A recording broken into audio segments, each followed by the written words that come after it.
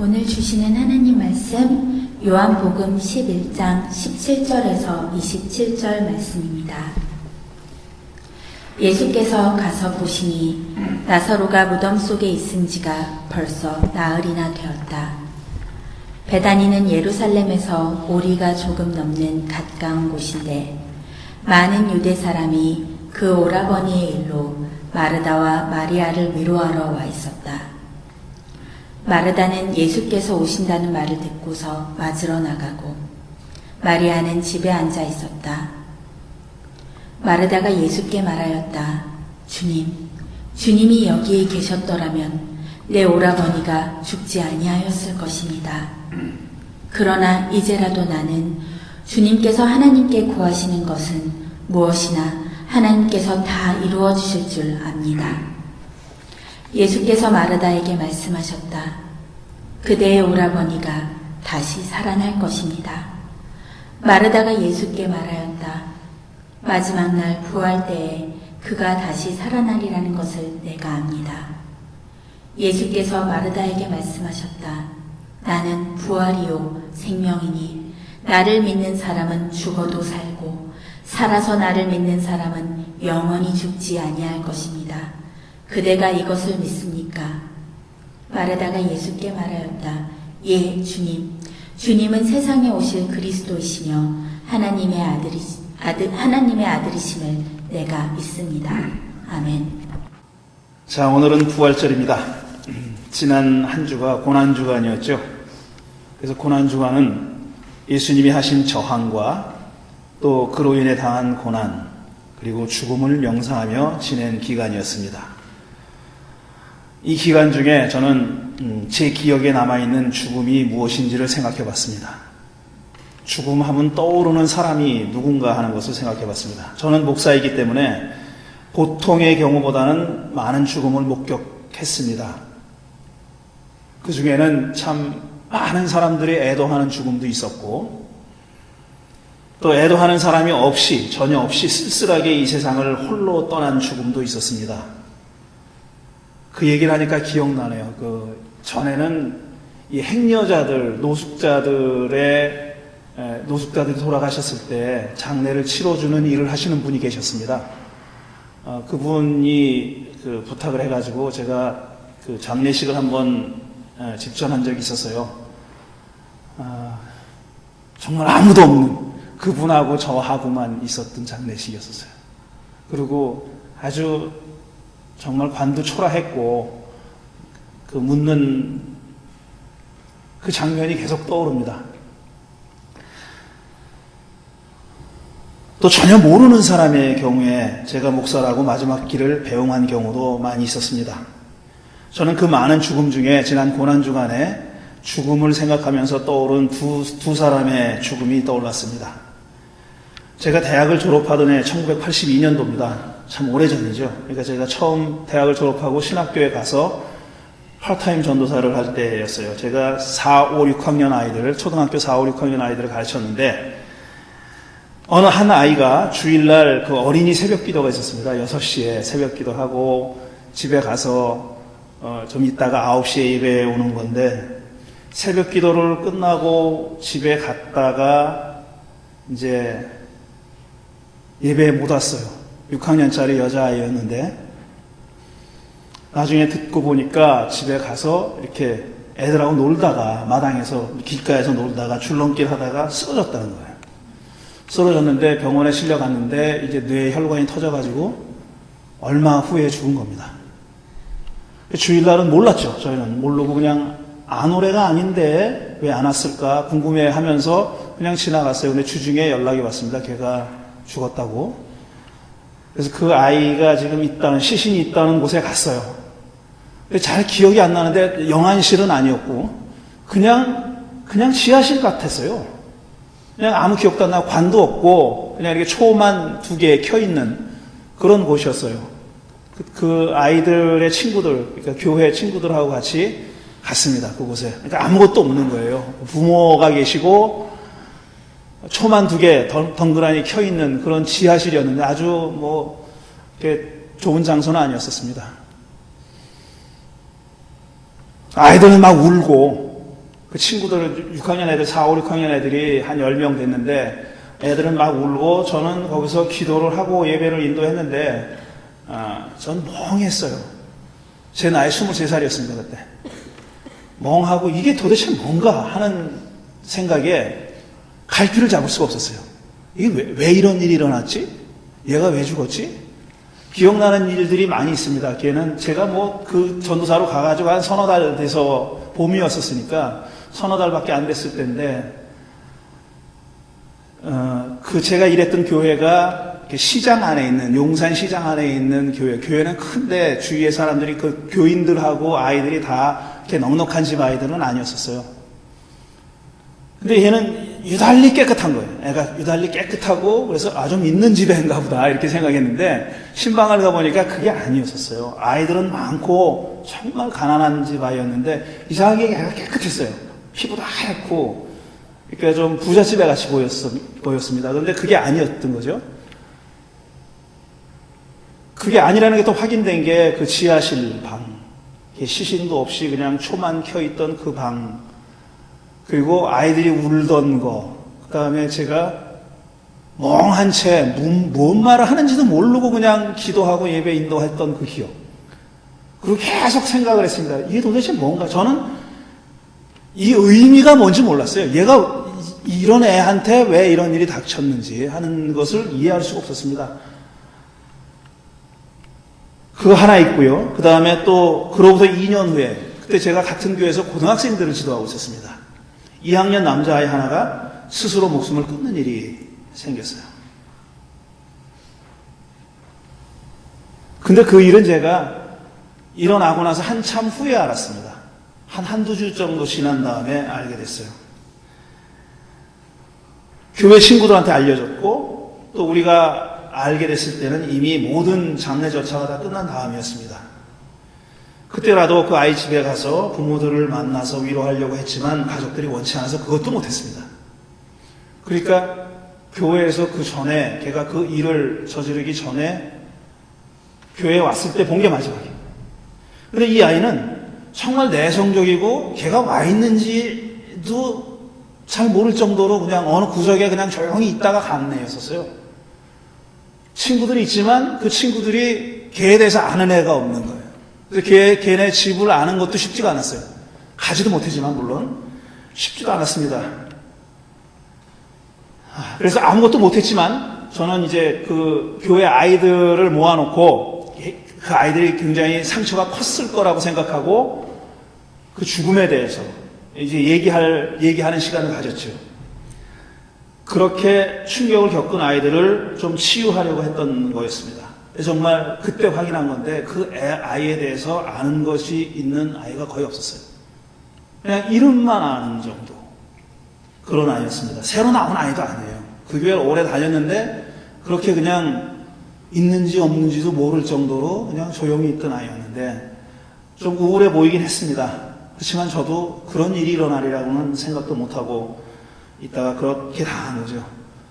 또 얼마나 제가 충격을 받았겠습니까? 이건 사고로 죽은 것도 아니고 자기 스스로 고등학교 2학년짜리 애가 16, 17 정도밖에 안 된 애가 스스로 목숨을 끊었다니 도대체 저는 이해할 수 없었어요.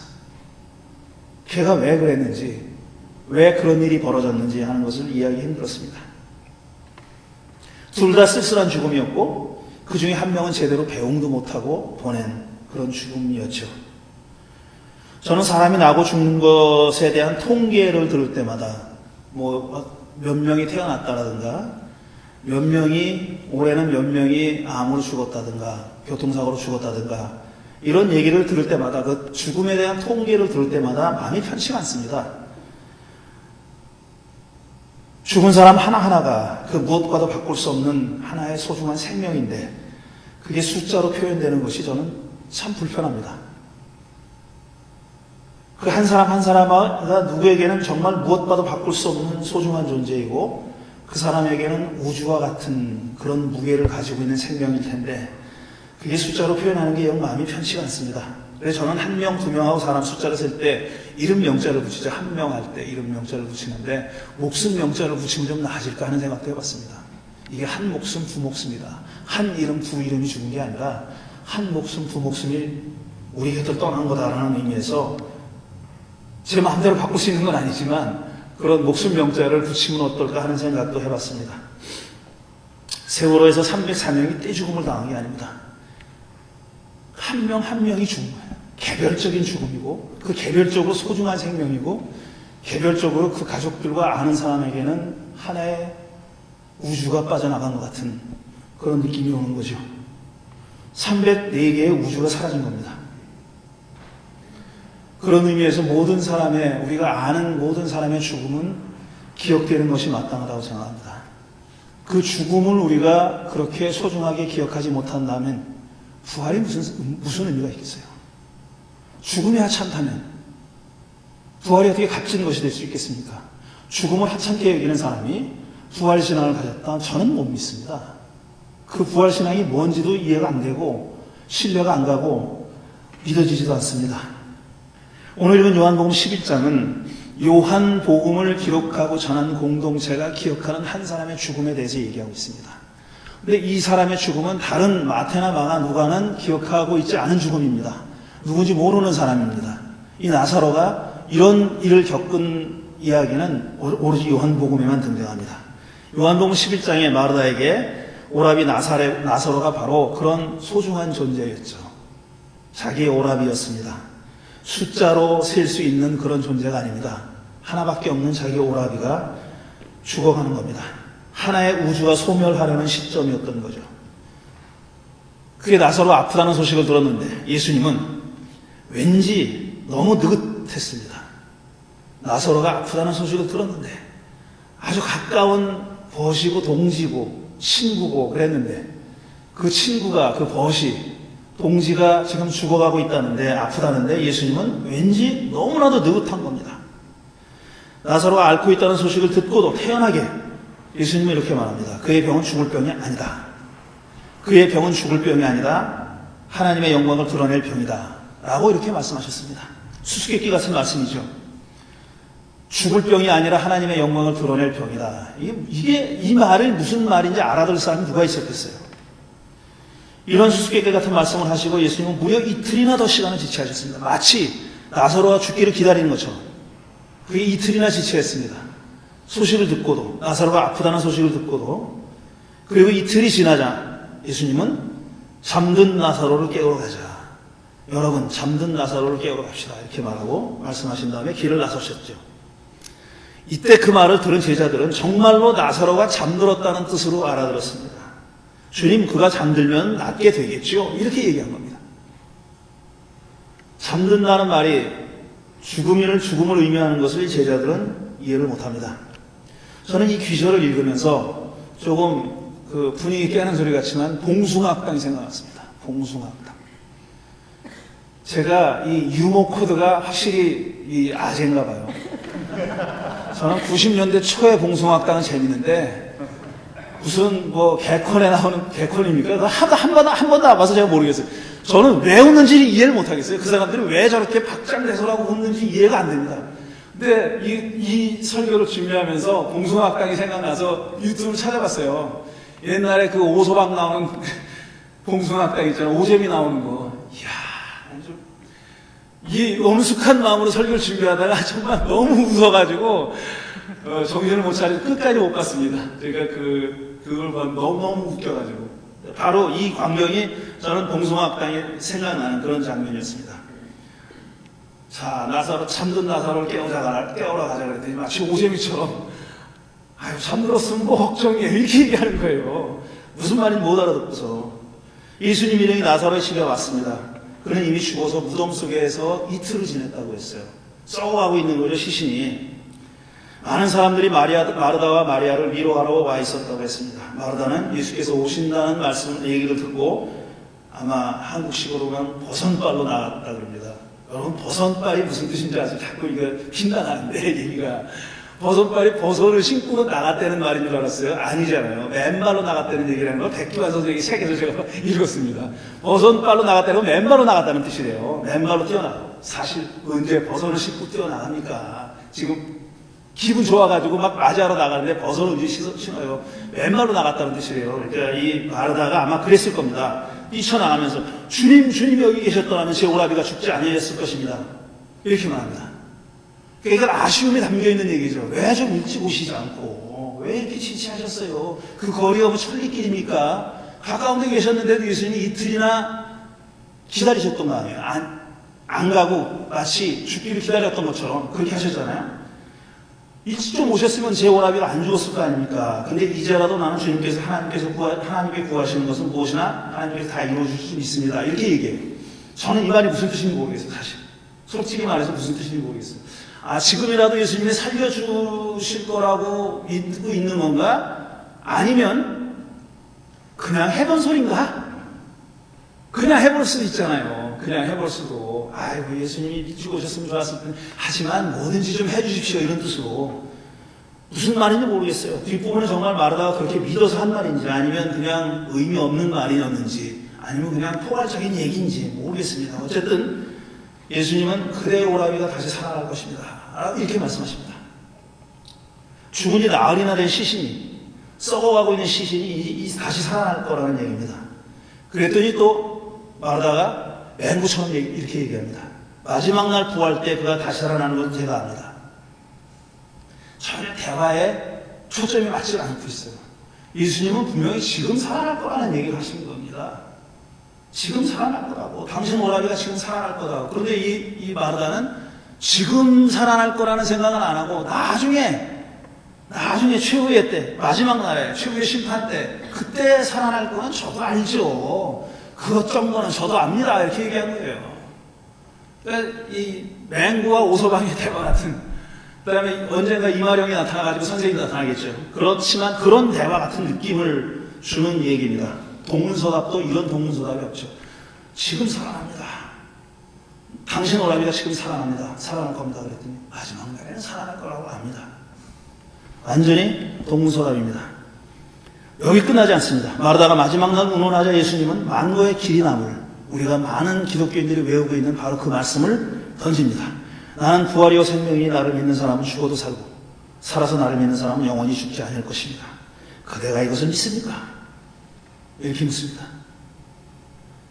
이건 또 지금 살아나느냐 아니 마지막 날에 살아나느냐 하고는 또 다른 차원의 얘기죠.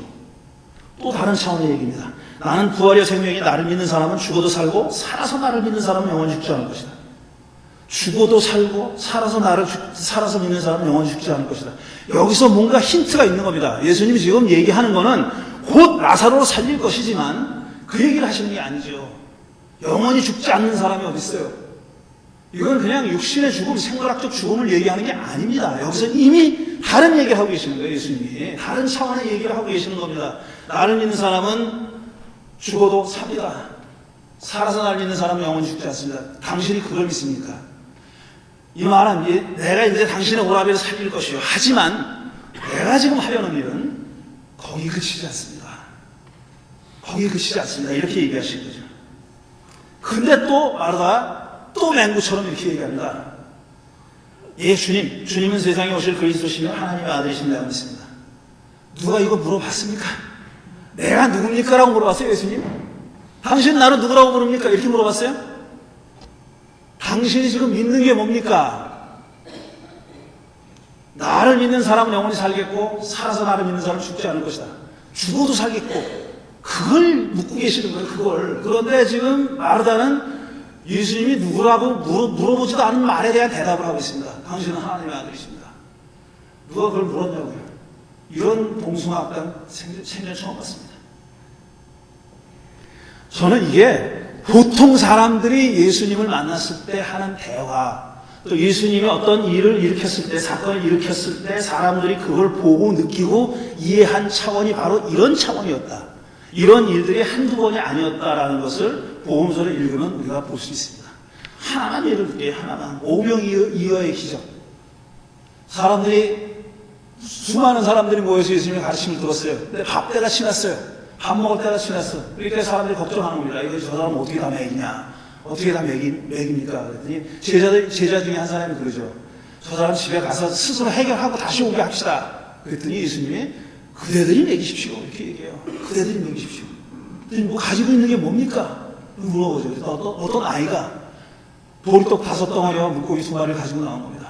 그걸 가지고 5천 명이 먹고 남고 12광주리가 남도록 그렇게 먹였다 그랬어요.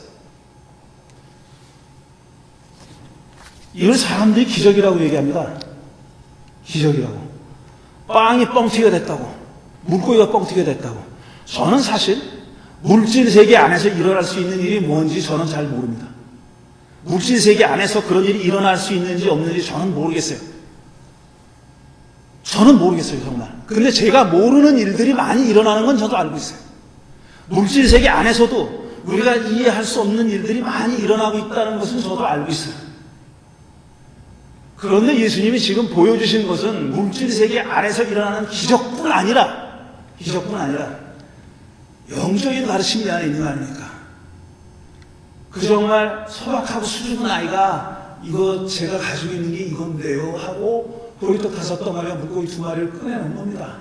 다른 사람들이 음식을 가지고 있었는지 모르죠. 우리는 아무것도 몰라요. 얘기 안 하니까 모릅니다. 근데 한 아이가 그걸 가져와서 꺼내왔어요. 제가 가진 거 이건데요. 이거 어떻게 좀 제가 가지고 있는 것밖에 없는데 얘는 나누겠다고 하는 거예요. 나누겠다. 내가 가지고 있는 건 이거밖에 없지만 이거라도 어떻게 나눌 수 있을까요? 하고 가지고 온 거죠.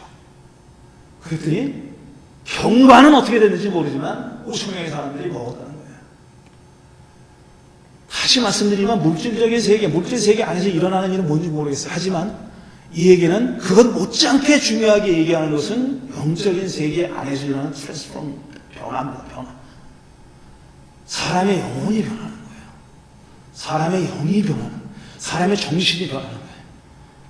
저는 이건 물질 세계 안에서 일어나는 기적 못지않게, 백보 양보에서도 그것 못지않게 정말 엄청난 기적이라고 생각합니다. 지금 세상에 식량이 부족해서 굶어 죽는 사람이 있습니까? 3.5초 만에 한 명의 아이가 죽는다고 그래요. 그게 통계입니다. 그게요, 얼마 전에는 5초였었어요. 근데 물질 세계는 이렇게 매일 발전하고 있는데 굶어 죽는 애는 점점 더 늘어나고 있어요. 이게 뭡니까 도대체? 기술이 발전해가지고 점점 더 적은 노력을 들이고 더 많은 생산품을 만들어내고 있습니다. 우리가 물질 세계 안에서 이런 일이 벌어지고 있어요. 뭐 엄청난 일을 하면서 그거 다 기적이라고 얘기해. 그런데 정말 반기적은, NK 기적은 뭐냐면 그렇게 물질이 쌓이는데도 죽어가는 아이들이 더 많다는 거 아니에요. 물질 세계 안에서는 기적은 일어날지 모르지만 정신 세계 안에서, 영적인 세계는 점점 더 기적에서부터 멀어지고 있는 겁니다. 그런데 그런 일이 일어난다면 정말 이 물고기 2마리, 보리떡 5개 가지고 온 아이, 그걸 나눠 먹겠다고. 가지고 온 아이가 그런 나눔의 기적이, 그때 일어났던 그 기적이 일어난다면 그게 정말 기적이라는 얘기입니다. 마르다, 나사로 얘기도 저는 그걸 하고 있습니다. 지난주에 제가 부활절 설교를 25번째 하잖아요, 지금. 아이고, 정말 같은 교회에서 25번째 하니 할 말이 없죠. 이제는 당연히 없으니까 야, 뭐 어디 찾아보자. 옛날 거좀 뒤져보자. 재탕을 좀 해야지. 올라보니까 작년에 너무 잘했어. 야, 이걸 그대로 한번 반복할까? 1년 지났으니까 다 까먹었겠지. 설마 박찬민 씨 아니면 다 까먹었을 것이다. 저는 이렇게 믿습니다. 그래서 할까 했는데 관뒀어요. 또 하나 만들어보자 했는데 그래도 일부는 좀 가져와야지. 일부는 가져왔습니다. 저는 기적, 그러니까 부활이 안 믿어진다고 얘기하는 사람은 그대로 그냥 가십시오. 그렇게 얘기합니다. 부활을, 이거 이단이라고 얘기하지만 부활이 안 믿어지면 그냥 안 믿어지는 분들 계셔도 여러분은 완전 그리스도인, 충분히 그리스도인이 될 자격이 있습니다. 그리스도인이라고 불러도 하나도 모자라지 않습니다. 왜냐하면 당신이 그 대신 당신이 예수님의 가르침을 마음에 새기고 그 예수님이 가시는 길을 가고자 애쓰는 한 당신은 여전히 그리스도인입니다. 안 믿어지는 거 할 수 없죠. 그거는 그냥 기도하고 기다립시다. 그런데 저는 이 물질 세계 안에서 이루어지는 그런 기적은, 부활은 믿어질 때까지 기다리자고요. 저도 기다리고 있습니다. 야, 이거 위험한 얘기인데. 굉장히, 저도 기다리고 있어요. 저도. 이게 믿어질 때까지 기다리고 있어요. 하지만 저는 영적인 세계 안에서 이루어지는 부활은 믿기로 작정했습니다. 난 그걸 믿을 거야. 다른 어떤 사람이 뭐라 그래도 얘 바보 같은 놈, 멍청한 놈이라고 욕을 해도 너는 알고 봤더니 똑똑한 줄 알았더니 바보구나, 멍청이구나 그렇게 욕을 해도 나를 조롱하고 그래도 그거는 제가 믿기로 작정했어요. 그 부활은 내가 선택하는 겁니다. 믿기로 선택하는 거예요. 믿어질 때까지 기다리지 마십시오. 믿기로 작정하세요. 선택하세요. 그러면 여러분의 생이 달라집니다. 부활을 믿는 사람의 생은 믿고 안 믿고 중요한 게 아니에요. 그걸 어떻게 말로 표현하느냐 중요한 게 아니에요. 저까지 지금 저도 이렇게 더듬거리고 있잖아요. 그 얘기를 하는데. 그러나 저는 확고하게 믿습니다. 그리고 여러분께 증언할 수 있는 것, 그 믿음이 나의 삶을 바꿔놨습니다. 아니, 이거는 어디 가서든지 자신 있게 증언할 수 있어요. 그 내가 선택한 것이, 부활을 믿기로 작정한 그 선택이 내 삶을 180도로 달라지게 만들었어요. 제가 본래 이렇게 담대하고 그런 사람이 아니에요. 좀 소극적이고, 제가 학교 다닐 때는 선생님이 나와서 풀라고 그러잖아요. 그러면 덜덜덜 떨어가지고 아는 것도 못 풀었던 사람이에요. 물어보자는 건 알면서 대답이 안 나. 그런 사람이었어요. 안 믿어주시겠지만 그런 사람이었는데, 제가 이게 내 삶의 어떤 방식을 바꿔놓은 겁니다. 그게 뭐냐면 나는 부활을 믿기로 작정했다. 그건 뭐냐면 결국은 옳은 게 이긴다는 거예요. 예수를, 그 악한 세력이 하나님 나라 복음을 위해서 애쓰고 그걸 실천하려고 했던 예수를 그 꼴을 못 보던 사람들이, 악한 세력들이 집단으로 협조해가지고 공모해가지고 예수를 죽였어요.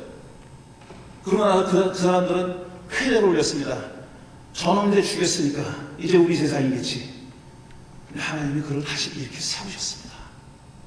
하나님이 예수의 손을 들어준 거예요. 그대가 옳았다고. 그대는 내 아들이라고. 아들이 될 자격이 넉넉하다고. 왜? 너는 끝내 굽히지 않고, 포기하지 않고, 항복하지 않고, 대의를 위해서 끝까지 죽음도 불사했으니까 내가 그대를 일으키노라. 저는 그걸 믿습니다. 무슨 일이 일어나더라도 결국은 지금 아무리 세상이 어두운 것처럼 보여도 결국은 빛이 비춰올 것이고 옳은 것이 될 것입니다. 착한 사람이 한 바보 같고 멍청하고 별볼이 없는 것처럼 보여도 결국은 선함이, 올바름이 우리 세상을 바꿔놓을 것이다. 이걸 믿습니다. 여러분들도 2019년 부활절에 이런 신앙을 같이 나눠 가주셨으면 좋겠습니다.